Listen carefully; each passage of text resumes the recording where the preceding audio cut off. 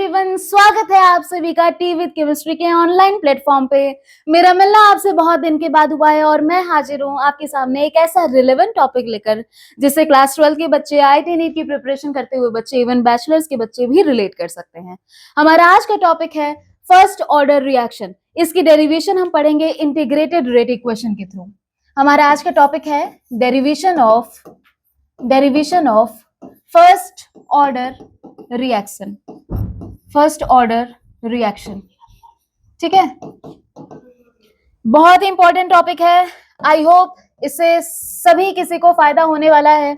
ऐसा टॉपिक है कि आपके बोर्ड्स एग्जाम में, आपके कॉम्पिटेटिव एग्जाम में, आपके एंट्रेंस में तो आना ही आना है, ठीक है। एक बार डेरिवेशन समझते अपना काम खत्म करते, फॉर्मूला फिर हम याद रखेंगे जिंदगी भर, जीवन भर। जब जब हम केमिकल काइनेटिक्स पढ़ने वाले होंगे तब तब हमें ये डेरिवेशन एक गो थ्रू में ही याद हो जाना चाहिए।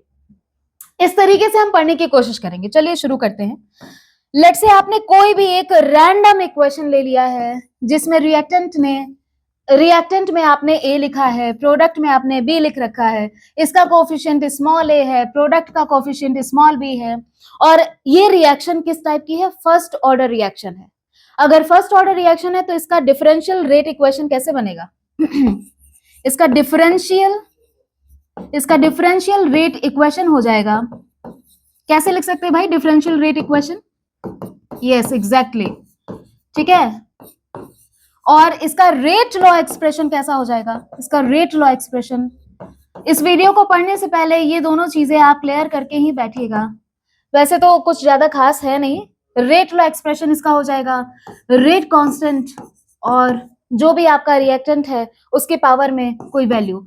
ये वैल्यू एक्सपेरिमेंटल होती है, पर चूंकि हमने पहले से क्लियर कर रखा है ये फर्स्ट ऑर्डर रिएक्शन है, इसलिए यहाँ पर ये जो पावर है इसकी वैल्यू 1 होगी, और इसकी वैल्यू 1 है, दैट्स वाई हम इसको लिख सकते हैं कि कॉन्सेंट्रेशन ऑफ रिएक्टेंट ए। अब चूंकि हमें पता है कि इसका लेफ्ट हैंड साइड रेट को ही रिप्रेजेंट कर रहा है, तो हमारे राइट हैंड साइड भी बराबर ही होंगे। तो इस तरीके से हम ऐसे भी लिख सकते हैं कि आपका rate is equal to minus T upon D T is equal to K A. सही जा रहे हैं हम लोग? थोड़ा सा रीअरेंजमेंट हम करेंगे इस इक्वेशन का। रीअरेंजमेंट के थ्रू ये जो माइनस साइन है वो उस साइड हम कर लेंगे और बाकी सारी चीजें एज इट इज उतार लेंगे। इसमें थोड़ा और रीअरेंजमेंट, ये dt इस साइड जाएगा और a इस साइड आएगा, और ये कुछ ऐसा हो जाएगा। अच्छा, आपके रिएक्टेंट के दोनों साइड जो स्क्वायर ब्रैकेट लगा है वो कॉन्सेंट्रेशन को रिप्रेजेंट करता है, और प्लीज कोई और टाइप का ब्रैकेट नहीं लगाएंगे, स्क्वायर ब्रैकेट लगाना भूलेंगे भी नहीं। और ये आपकी रीअरेंजमेंट के बाद ये कुछ ऐसा हो गया, ठीक है। मुझे तो लगा जादू हो गया।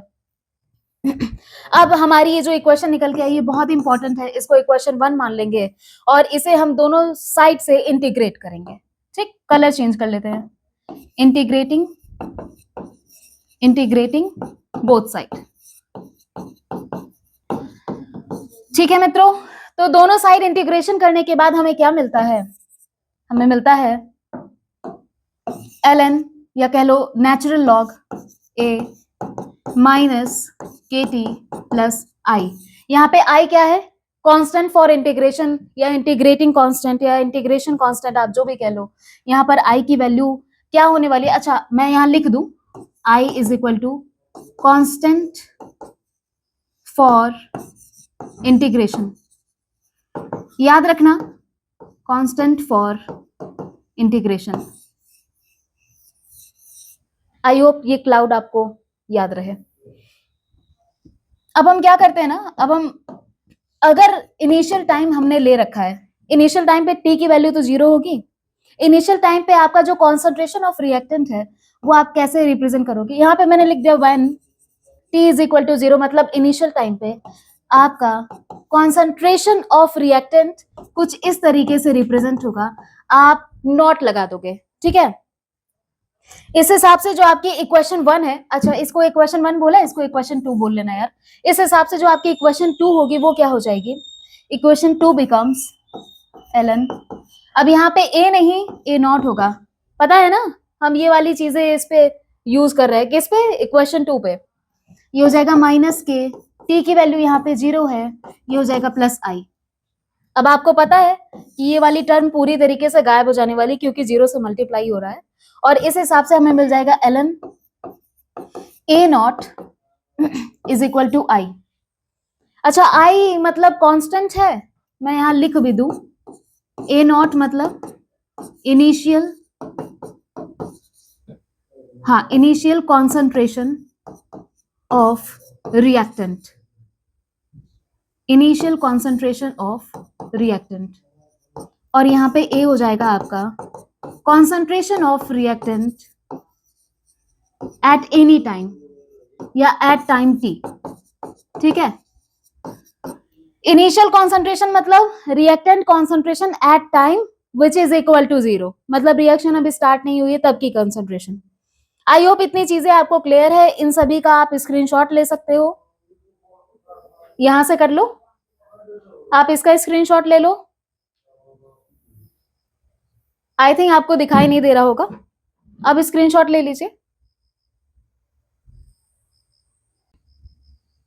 स्क्रीनशॉट आप सभी ने ले लिया। एक और चीज कर लेना, इसको इक्वेशन 3 मान लेना। अरे, एक और चीज कर लेना, इसको इक्वेशन 3 मान लेना। इक्वेशन 3 को हम इक्वेशन नंबर 2 में पुट करने वाले हैं। ठीक, स्लाइड चेंज कर रहे हैं हम यहां लिखते हैं पुट की बजाय बट हो गया, पुट इक्वेशन 3 इन इक्वेशन 2। ठीक है, आपका इक्वेशन 2 क्या था?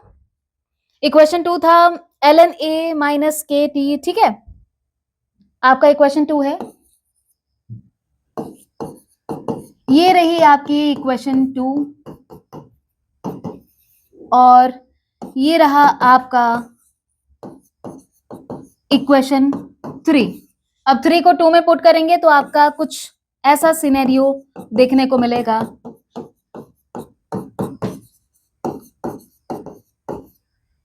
अब थोड़ी सी चीजें आपको समझनी पड़ेंगी। अगर हम इसको रीअरेंज करते हैं ना, तो केटी हमारा इस साइड आ गया, ln a हमारा इस साइड आ गया, और ये कुछ ऐसा हो गया। ln को हम बोलते हैं नेचुरल लॉग। अब थोड़ी चीजें समझिए, हम समझाने की कोशिश करते हैं। ln और log के लिए ना चीजें सेम चलती हैं, इनके लिए कुछ फॉर्मूलाज है, आप थोड़ा देख लो। जैसे आप लिख रहे हो log a plus log b, ln के लिए भी सेम ही चीजें हैं। जैसे आप लिख रहे हो ln a plus ln b, तो ये क्या हो जाएगा ना, ये हो जाएगा log a multiplied by b, ये हो जाएगा ln a b। याद रखना पड़ेगा, एक तरीके से हम सारी चीजें नेचुरल लॉग पे ही लेके समझा दे रहे हैं। ln a minus ln b के लिए आप लिखते हो ln, पहले कौन सा आया है a, तो आप लिखोगे ln a divided by b। अगर आप लिख रहे हो ln x के पावर में y, तो ये हो जाएगा, ये जो पावर है ना ये ln के आगे आ जाएगा, ये हो जाएगा y ln x। ठीक, अच्छा, ln और log इन दोनों में भी एक रेशियो है, नेचुरल लॉग और लॉगरिथम में भी एक मतलब कनेक्शन है। वो फॉर्मूला है ln is equal to 2.303 log. आपको ये सारी चीजें याद रखनी पड़ेंगी। थोड़ी सी और चीजें और समझ लो, जैसे log 2 की वैल्यू फिक्स्ड है भैया, 0.3 है, log 1 की वैल्यू आपकी 0 है, log 10 की वैल्यू आपकी 1 है, log 100 की वैल्यू आपकी 2 है। ऐसे 1 के आगे जितना 0 बनाते रहेंगे उतना ही नंबर बढ़ता जाएगा। log 1000 की वैल्यू 3, log 10,000 की वैल्यू 4, ऐसे करके। log 3 की वैल्यू 0.4 है। ऐसे कुछ वैल्यूज आपको याद रख लेनी चाहिए, और ये इंपॉर्टेंट है। जहां पर भी आपका नेचुरल लॉग या लॉग आता है वहां पे ये चीजें जरूर यूज होती हैं। ठीक है, तो फिलहाल तो हमारे पास ये इक्वेशन एक बन के तैयार हो गया है। इस इक्वेशन को आप याद करेंगे, ये इक्वेशन हमारे ग्राफ में बहुत हेल्प करता है।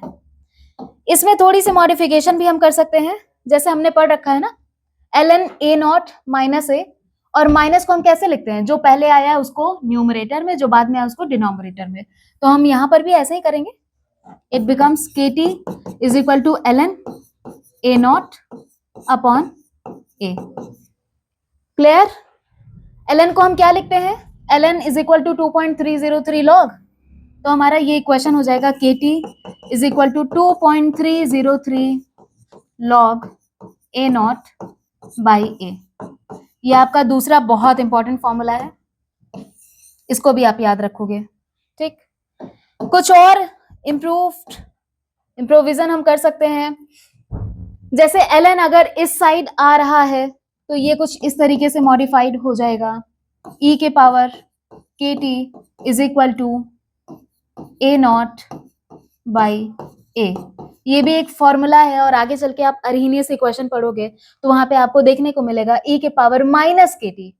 अच्छा, अब मैंने बोल ही दिया तो कर भी दे रहे हैं, e के पावर अगर माइनस KT आया है तो बस ये वैल्यू ऑपोजिट हो जाएगी। ठीक, ये हो जाएगा A divided by A not. आप देख रहे हो ये रिवर्स हो गया है, ये इनवर्स हो गया है, बस इतना ही अंतर रहेगा। ये भी एक इंपॉर्टेंट फॉर्मूला है, इसको भी आप याद रख सकते हो, इसको भी आप याद रख सकते हो। और कौन सा फॉर्मूला है? ठीक है, तो हमारे पास फॉर्मूला नंबर 1, 2, 3, 4 इतने सारे फॉर्मूलाज आ गए। इसकी अगर हम यूनिट की बात करें तो unit of rate constant, rate constant को किससे रिप्रेजेंट किया? रेट कांस्टेंट को हम K से रिप्रेजेंट कर रहे हैं। किसके लिए यूनिट निकाल रहे हैं? पूरा लिखना चाहिए ना। Unit of rate constant for first order reaction, first order reaction क्या हो जाएगी यूनिट? आप सभी को याद होना चाहिए सारी ही ऑर्डर की यूनिट। इसकी यूनिट हो जाएगी पर सेकेंड, या हो सकता है पर मिनट, या हो सकता है पर आवर्स। आप कुछ भी ले सकते हो, हम पर सेकेंड बहुत पॉपुलरली या फ्रिक्वेंटली यूज करते हैं। ठीक है, हाफ लाइफ भी इसी समय देख लेते हैं, आप सभी इसका स्क्रीनशॉट ले सकते हो। हाफ लाइफ भी हम इसी समय ले सकते हैं, देख सकते हैं।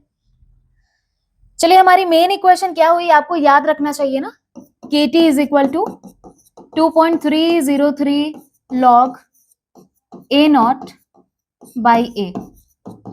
देखिएगा A नॉट की वैल्यू A से हमेशा बड़ी होती है, तभी ये वैल्यू पॉजिटिव आएगी और तभी ओवरऑल पॉजिटिव आएगा, तभी KT का मल्टीप्लीकेशन भी पॉजिटिव आएगा।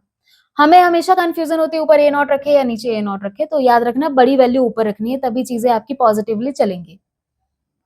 हाफ लाइफ हम देख रहे थे ना, हाफ लाइफ,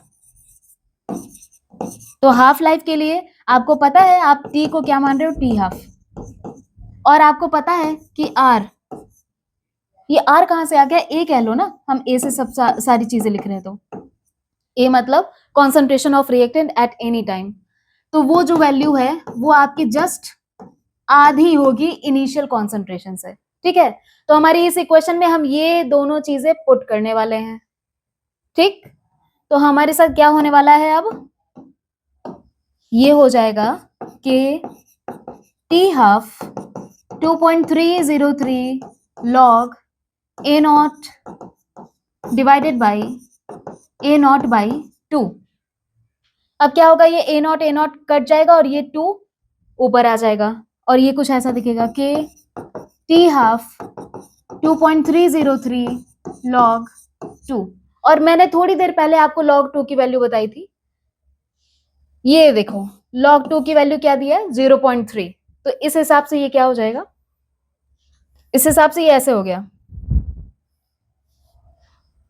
इस हिसाब से ये हो गया 2.303 मल्टीप्लाइड बाई 0.3।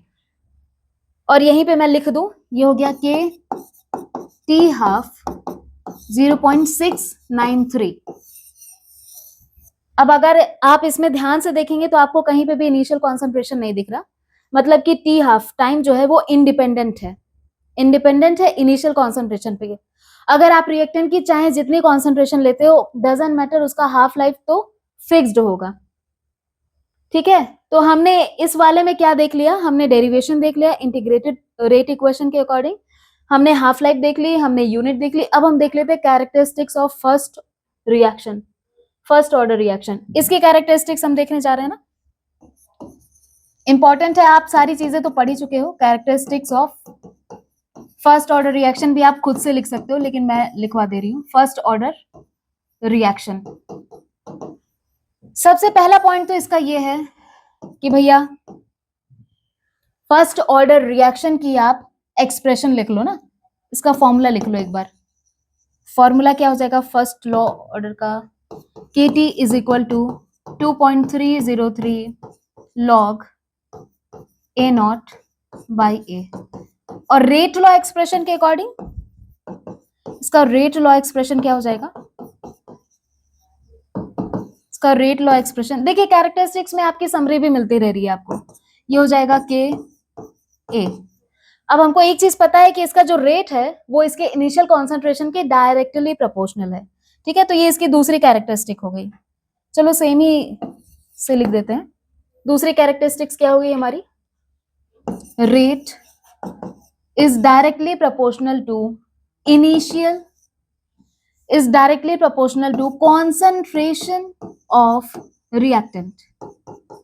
बात समझ रहे हो, अगर आप रिएक्टेंट जस्ट डबल कर देते हो तो आपकी रेट भी डबल हो जाएगी, अगर आप कॉन्सेंट्रेशन किसकी रिएक्टेंट की कॉन्सेंट्रेशन ट्रिपल कर देते हो तो आपकी रेट भी ट्रिपल हो जाएगी, ठीक। ये आपका दूसरा कैरेक्टरिस्टिक हो गया। तीसरा कैरेक्टरिस्टिक्स कि भाई टेम्परेचर का, सॉरी टेम्परेचर नहीं, टाइम का कॉन्सेंट्रेशन से कोई लिंक नहीं है, ठीक। टाइम इंडिपेंडेंट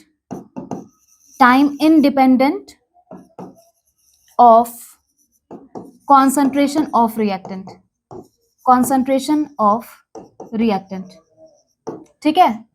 और फोर्थ है, अब वैसे टाइम लिख दिया तो ये बोलना तुक नहीं है, लेकिन फिर भी हम लिख लेते हैं कि भाई हाफ लाइफ टाइम, जो टी हाफ है ना वो भी किसके इक्वल है, यहीं पे लिख दो k is equal to 0.693।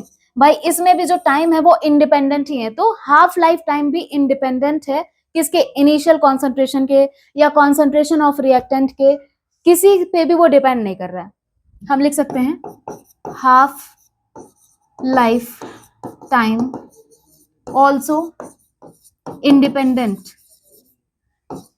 Independent of initial concentration या कह low concentration of reactant, concentration of reactant, ठीक है। हमने 4 कैरेक्टरिस्टिक्स देख ली, फॉर्मूला देख लिया, एग्जैक्टली और कैरेक्टरिस्टिक्स में इसके यूनिट डाल दो, unit of first order of reaction क्या हो जाएगा, first order of reaction, FOR लिख दिया है यार, जो सुन रहे हैं वो तो समझ जाएंगे, FOR का कुछ है full form, first order reaction क्या हो जाएगा, पर सेकेंड। तो इसकी रही 5 कैरेक्टरिस्टिक्स, 5 कैरेक्टरिस्टिक्स बोले तो समरी भी मैंने दे दिया इसका।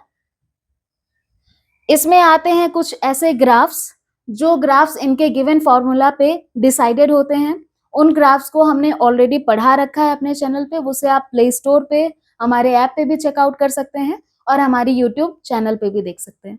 Thank you for watching. अगर इस वीडियो में कुछ और इम्प्रूवमेंट या कुछ और टॉपिक्स एड ऑन होने चाहिए तो आप प्लीज कमेंट बॉक्स में लिख दें, मैं नेक्स्ट वीडियो में उसे जरूर कवर कर दूंगी। Thank you so much for watching.